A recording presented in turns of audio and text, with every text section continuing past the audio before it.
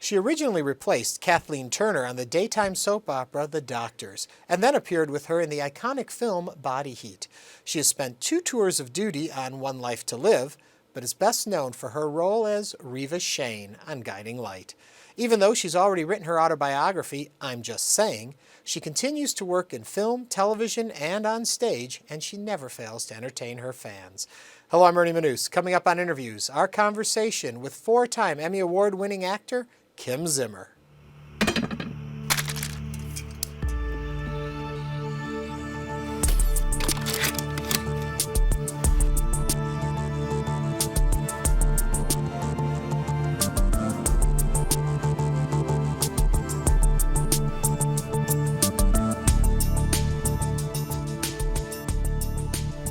Does it ever get tiresome to have people think you're Reva Shane? I was just telling you this story before we started this interview about the guy behind the counter. Most people don't want to acknowledge that you are. They think you look like Reva Shane. And then you try to convince them that it's you. And I have found myself in many situations trying to convince people that I really am the person who plays Reva. And lots of times they don't believe you. So you have to put it out there and say, I am. Then it's like, why am I doing this? But so often actors will say, they had success with a part, but that was a part. You're a person. Mm-hmm. I think in the soap world, and we'll talk a lot more about this, I'm sure, before we're done, it gets very intermixed and people get very confused because when you are going every single day in someone's home and we see everything that happens in a character's life. So it must be hard for you, I would think, on some level to establish, I am Kim Zimmer. That is not Reva Shane. I have found from the moment I started, well, not from the moment I started, because I never had any idea that Reva would ignite the way she did and become such a popular character. I just thought she was this bad girl that was going to create trouble for a year or so and then be gone. I had no idea it would be 28 years later, blah, blah, blah. Yeah. But so from very early on, whenever somebody would, because I'd done other soaps, whenever somebody would come up to me and say, oh, you're Reva Shane, I'd say, no, I'm Kim Zimmer, I play Reva Shane. So I tried to establish early on in the conversation that there was a difference between the two. But lots of times they didn't even want to hear Kim Zimmer, that you were Reva. And I don't mind that. You are Reva 5 days a week in their homes. Yeah. 300 and however many days. So I don't have a problem with them calling me Reva. Okay, take me all the way back though. Acting bug bit you when? Oh golly, early on. I can remember, and I talk about it in this book I've written, how when my parents threw a lot of parties. They were quite the entertainers, and they used to have us say goodnight, my sister and I, say goodnight to the people, before we went up to bed. And I always wanted to perform a little skit. So I'm talking when I was 4 or 5, 6 years old. And my dad would let me do my thing, and then it was like he'd have to carry me kicking and go screaming. To bed now. Yeah, because I loved adults. I always did. I always loved older people. I loved talking to them. I loved entertaining for them. I really enjoyed older people better than I did people my own age. It was just weird. So I guess you could go all the way back to 4, 5, 6 years old. The first theatrical thing I ever did was when I was 11, I believe, community theater. Right. Was it King and I? No, it was Sound of Music. I played Louisa. Maybe I was 13. I can't remember. Yeah. And then when did you realize this could be a career? Have you figured that out yet? Well, it's not an easy one, as we all know. I think my second year of college, when my advisor said to me, okay, you have to now start taking your required courses. You have to take math and history and science. And I said, no, I don't. I said, because I'm out of here. I'm going to be an actress. I had taken every acting class that they had available in this small college I went to in Holland, Michigan, called Hope College. And they said, no, you really have to. I was like, no. So I applied to a professional school of acting. In San Francisco? In San Francisco, American Conservatory Theater, and I was accepted. And that's when I realized, okay, I've left college. I better be serious about this. And, you know, my dad would say all the time, just learn to type, honey. If you can type, you can do anything. You know, he was old school. He had to have something to fall back on. And your parents got to see your success? They did, yes. Yeah, I just lost my mom 2 years ago, and she was 85 when she passed, and my dad's 86. And he's still kicking. Yeah. So yeah, he's going to come and see Curtains when we take it to Paper Mill Playhouse in New Jersey. Okay, now back to early days. When do soaps first walk into your life? Because if I understand, your first job was replacing Kathleen Turner on Yes. Doctors, right? Well, actually, that wasn't my very first. I actually played a terrorist on One Life to Live. During the Patty Hearst years, they brought me on to play kind of a Patty Hearst kind of character, terrorist on One Life. That's where I got my feet wet and realized, God, I could really enjoy doing this. I was doing theater, and I was living in Chicago and working in the theater very consistently.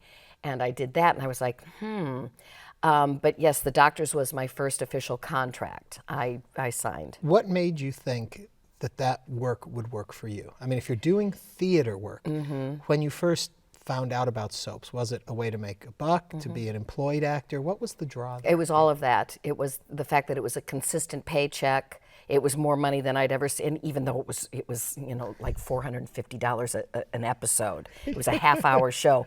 But in 1978, 79, as a young actor living in New York City, paying $450 a month for an apartment, which was like, expensive, it was a great gig, and I worked just about every day. So I was pulling down $2,000 a week, which was really good money, So, and I was 21, 22 years old.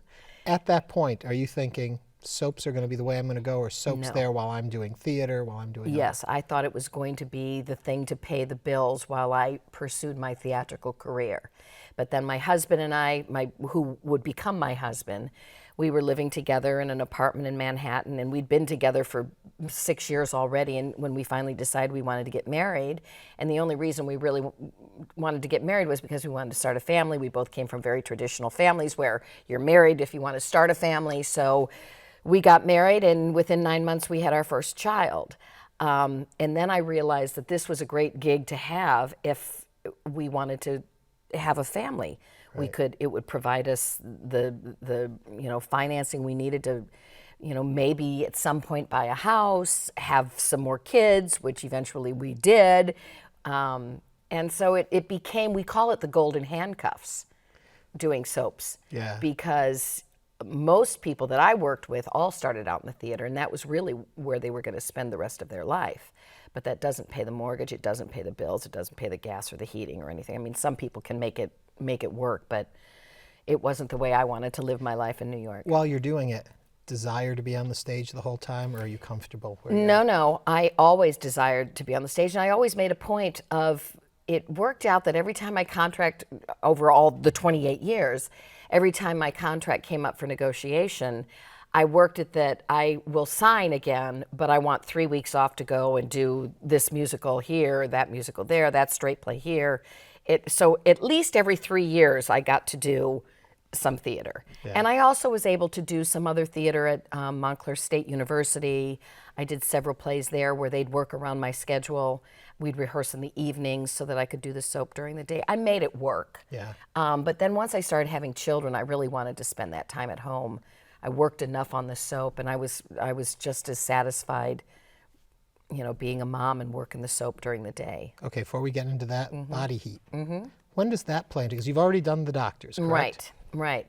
That came about 2 years into my first contract on the Doctors. I'd replaced Kathleen decided she wanted to be a movie star.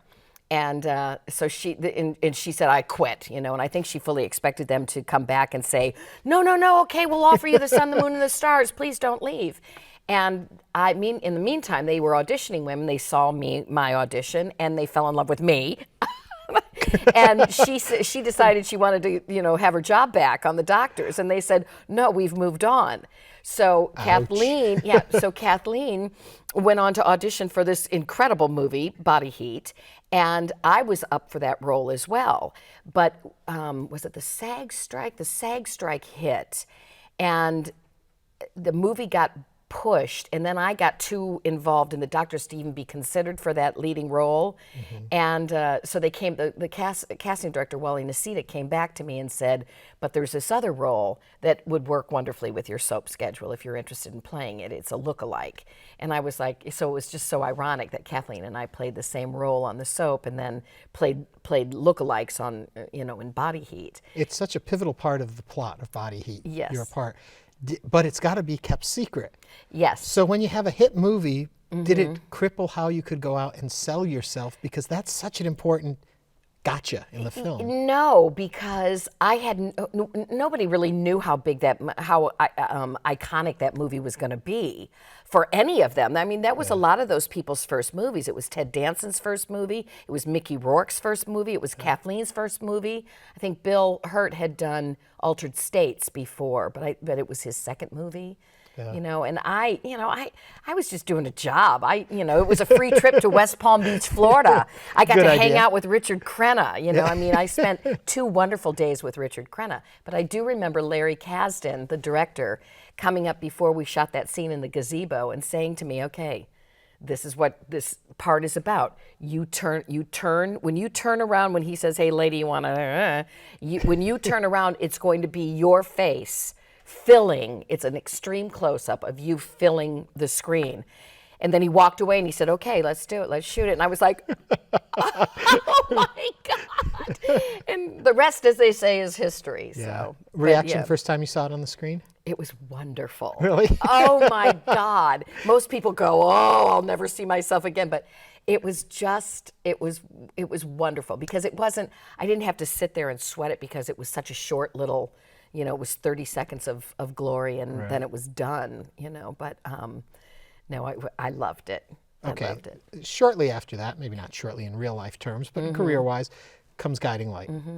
I read somewhere that for the auditions, you French kissed your co-stars. And Who said that? No. Well, a few people did actually. Did Robert say that? I'm not giving away names, but that during the audition process, that they had a bunch of good actresses came in, but that when it came time for the kiss, and you read with 2 different gentlemen, yes, and that both of them, you gave them a French kiss, and they were like, she's got our vote. That not is true. Not true. No, I will say that Jordan Clark, who played Billy Lewis, and Robert Newman, who played Josh, were the 2 men that I had to audition with.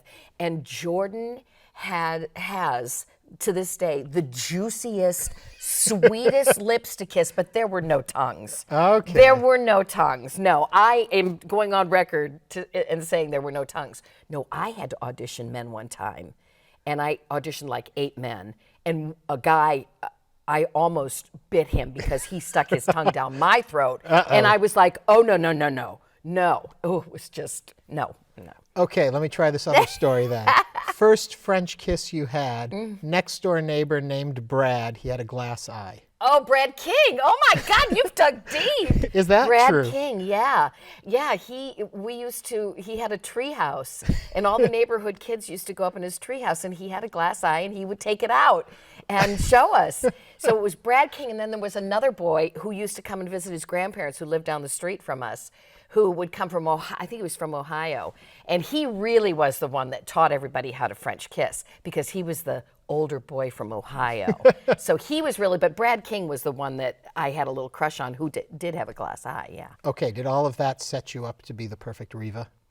It set me up to be the perfect kisser. Oh. So maybe, in a way that was true, whoever those people were that said I got the job because I was a good kisser. What made that part then work for you? I think it was a perfect marriage between head writer and actress. And it's ironic because the head writer did not want me for the role. It was the executive producer who knew my work and one of the directors who knew my work from The Doctors. And the executive producer at the time knew my work from The Doctors as well. Pam Long, who was the head writer at the time, didn't really know me and saw the character as a fiery redhead and not a sassy blonde.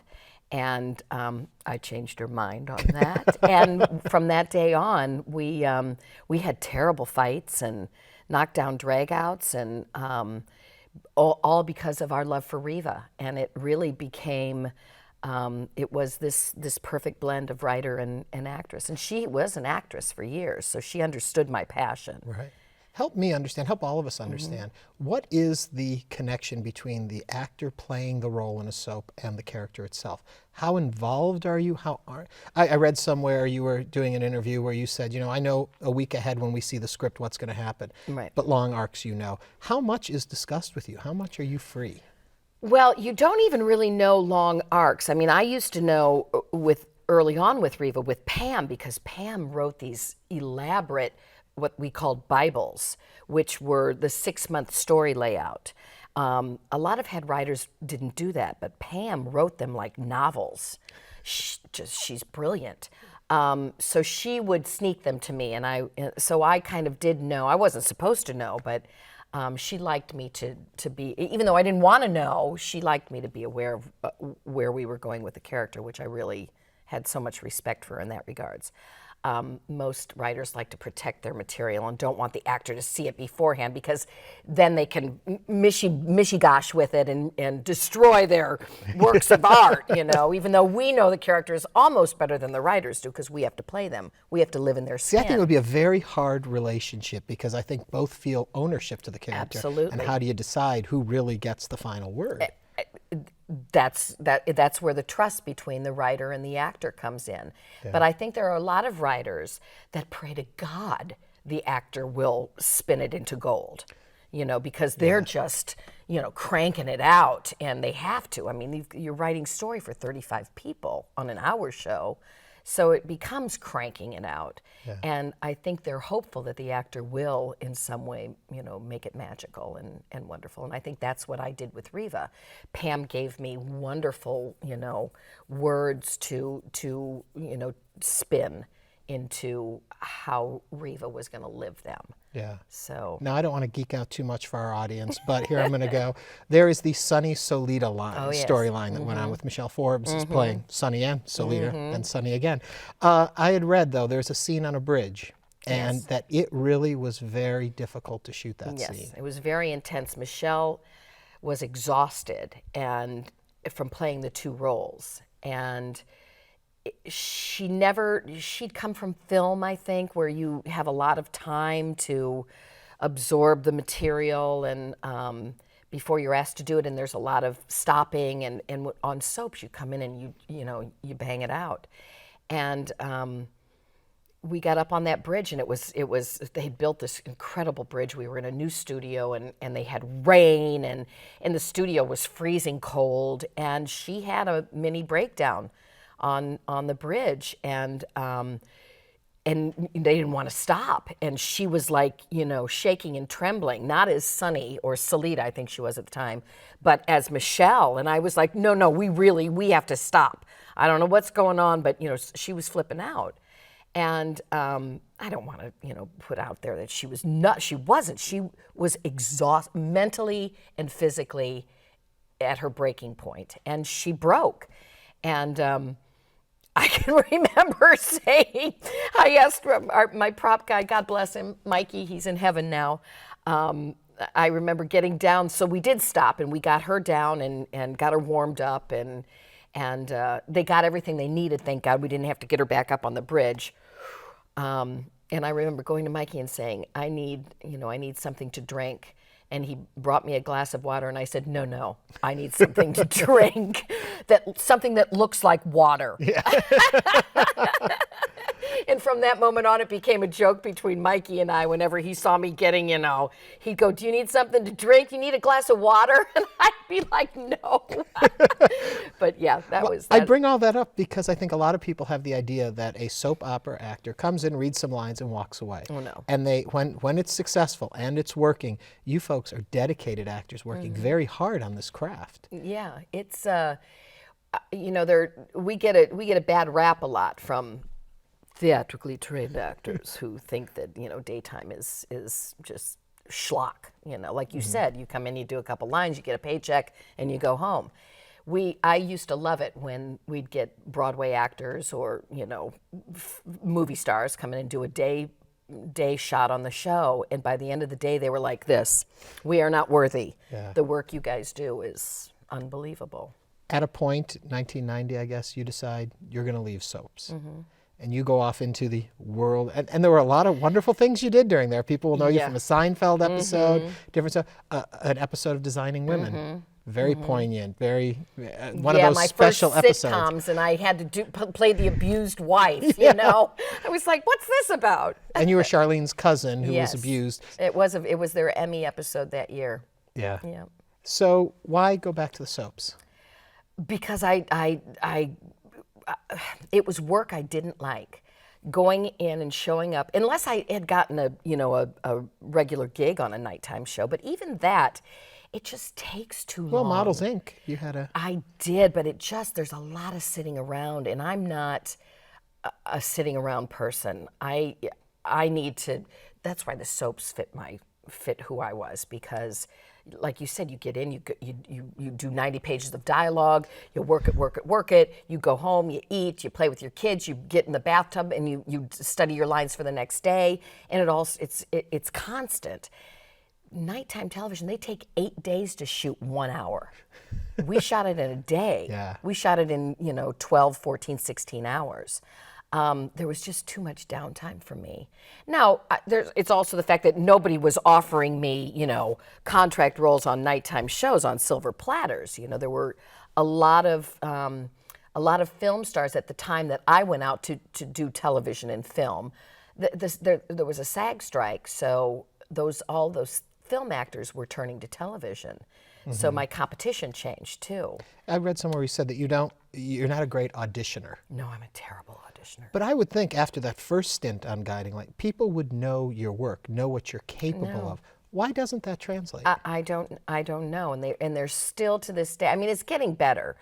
I mean, but at there's that point, you'd still a already stigma. won, what, 3 of your Emmys? I don't even know, I mean- know. Yeah, I don't know. I mean, it's that, and I always wanted to pull the, who was it that did it? Poseidon Adventure, the one who, Shelley Winters.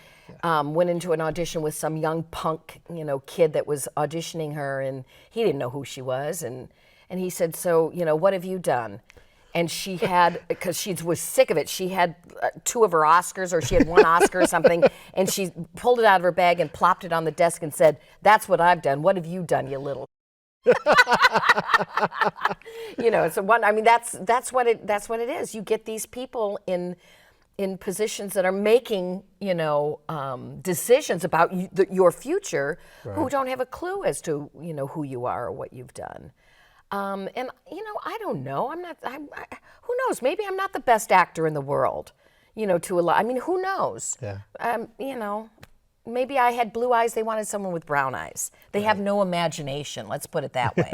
I could put brown contacts in my eyes. We are going to run out of time, so I'm going to jump ahead. All right. Big jump. You come back to Guiding Light. You're in Guiding Light for a gazillion more years. Right. They announced Guiding Light is going to change first. Very drastic change. It goes from being a studio show to a reality stylized show. Explain what happened there. That was the biggest mistake they could have made, as far as I'm concerned. You guys took over a town and basically did. made it Springfield. We rented a house, and it was an interesting concept, but it wasn't what people who are your viewers want to see. There was plenty of reality television for them to watch, which is going to be the demise of soap opera anyway. Is it's cheaper to produce, and it's so unfortunately that reality is going to take over. But it didn't work for us. People want glamour. They want they don't want to see bugs crawling up somebody's face. They don't want to see snot coming out of your nose because you're standing out there trying to play a love scene and it's 20 degrees below zero and your lips are purple. So you were shooting in a real environment, shooting pretty quick, like it was. And it shooting got out shot. of context. We're shooting scenes that, which you'd watch an episode in one day in Springfield, and because it was filmed over maybe 3 weeks, you'd have a sunny day in Springfield in one set, on one scene, and huge snowflakes in the next scene, all in the same episode. And they didn't seem to care that there was no continuity. Outside of all of those problems, as an actor, fun exercise doing it?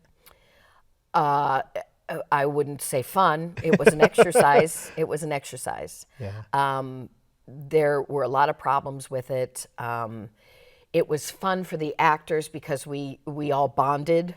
And the makeup and hair people, the wardrobe people, because they were being forced to have to deal with situations too. So the makeup and hair room was abuzz with Yeah. interesting conversations, and it was a real bonding time for us. And there was also that level, if this is going to keep us on the air, you know, even though there were times when I thought that we should have, you know, ended it 2 years ago, you know, while we still had some style and panache. Last thing they're telling me, we're just about out of time. Now your son Yes. goes in and he does the soap.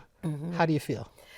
Great, you know. I mean, he was really the one I knew early on was going to be the actor out of my three children. Really? Yeah, I could see it in him. He had we're the same sign. You know, our birthdays are 12 days apart. When you have people over and it's time to go to bed, he wants to perform a little skit, that kind of Well, stuff? he was a musician. He used to play music. He used to write his own songs. And so that's really where his focus is now. He's really focusing more on his music right now. But he does have Fred Part 2 coming out in 3D, which should be interesting. Yeah. And now you're enjoying the stage? I Back am. on the stage It's again. so great. It's so, I mean, this is where I started, you know, and here I am in this beautiful theater here in Houston, and just loving it. Well, thank you for all the years of the excitement, the drama, the humor, and now all that you still have to give us. We look forward to it. Thanks. I could talk to you for another 30 minutes. You too. But we're out of time, so I have to say thank you, Kim Zimmer. Thank you so much.